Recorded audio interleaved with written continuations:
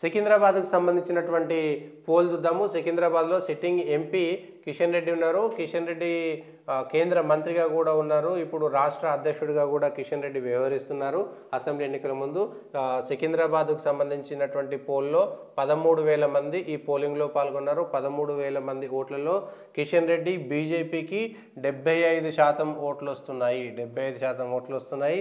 Talasani Sai Kiran Yadav BRS నుంచి మనం last time అతనే కంటెస్ట్ చేశాడు కాబట్టి తలసానికి 7% ఓట్లు వస్తున్నాయి. అదేవిధంగా అంజన్ కుమార్ యాదవ్ గతంలో ఎంపీగా సికింద్రాబాద్ నుంచి పోటీ చేశారు కాబట్టి ఆయననే మనం పెట్టాము ఇక్కడ. అదే కాంగ్రెస్ నుంచి మాత్రం 19% కాంగ్రెస్కి వచ్చినాయి. బీజేపీకి 75%, కాంగ్రెస్కి 19%, బీఆర్ఎస్కి అయితే 7% మాత్రమే ఓట్లు వచ్చినాయి.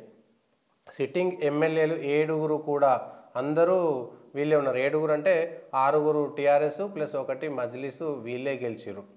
పోయినసారి కూడా అట్లాంటి పరిస్థితి ఉంది. పోయినసారి కూడా కిషన్ రెడ్డి ఎమ్మెల్యేగా ఓడిపోయారు. ఇప్పుడు కూడా సికింద్రాబాద్ కింద ఉన్నటువంటి 7 సెగ్మెంట్లలో వీళ్ళు ఓడిపోయినటువంటిదే. కాంగ్రెస్కి కూడా ఎవరు లేరు. కేవలం బీఆర్ఎస్ మాత్రమే 6 వాళ్ళు, 1 నాంపల్లిలో మజ్లిస్ గెలిచింది కాబట్టి 7 ఉన్నటువంటి స్థానాల్లో పార్లమెంట్ ఎన్నికల్లోకి వచ్చేసరికి మాత్రం వీళ్ళు 7% ఓట్లు మాత్రమే టీఆర్ఎస్ ఉంది. 7% అంటే మూడో శాతంలో ఉంది. మళ్ళీ బీజేపీకి 75% ఓట్లు వస్తున్నాయి. కాంగ్రెస్కి 19% ఓట్లు వచ్చాయి. ఇక అభ్యర్థుల ప్రకటన వీళ్ళే ఉంటారా మారుతారనేటువంటిది చూసిన తర్వాత ఎట్లుంటుందో చూడాలి. మొన్న 2023 ఎన్నికల్లో అసెంబ్లీ ఎన్నికల్లో వస్తే మాత్రం 2019 ఎంపీ ఎలక్షన్స్లో బీజేపీకి మెజారిటీ వస్తే ఈసారి మళ్ళీ టీఆర్ఎస్ బీజేపీ మధ్యనే నడిచింది. సో ఇప్పుడు టీఆర్ఎస్ బీజేపీ నడుస్తుంది. మరి ఎంపీ ఎన్నికలకు వచ్చేసరికి కాంగ్రెస్ వర్సెస్ బీజేపీ ఉంటుందా లేదంటే బీజేపీ వర్సెస్ కాంగ్రెస్ ఉంటుందా మనం చెప్పలేము. ఎందుకంటే హైదరాబాద్లో ఎట్లుంటుందంటే చూడాలి.